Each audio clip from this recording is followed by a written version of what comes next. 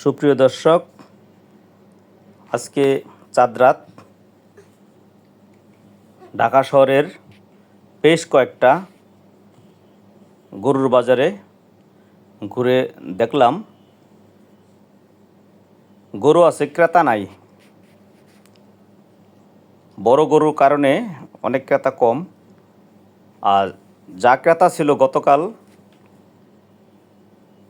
ছিল, আজকে একদম ক্রেতা শূন্য। যারা গরুর ব্যাপারে আছেন সবাই এই মুহূর্তে মাছি মারছেন, তাদের কোনো কাজ নাই।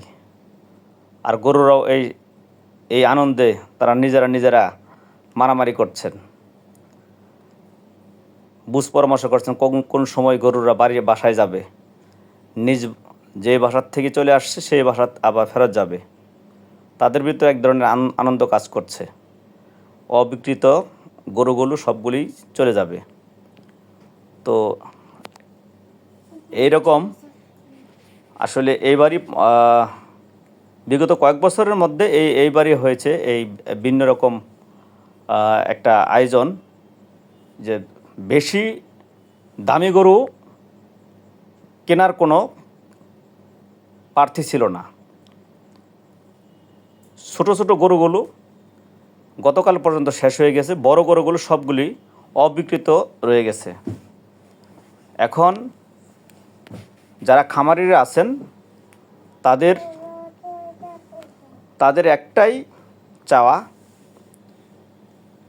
যে তাদের যে গরুগুলো আছে তারা যদি বিক্রি করতে পারত, তাহলে স্বাচ্ছন্দ্যে তারা বাড়ি গিয়ে তাদের আনন্দটা, ঈদটা ভাগাভাগি করে সবাই একমত হয়ে ঈদ উদযাপন করতে পারত। এখন সবার ভিতরে একটা আনন্দটা নাই, একটা কষ্ট বিরাজ করছে। আশা করি সরকারের আগামী বছরগুলিতে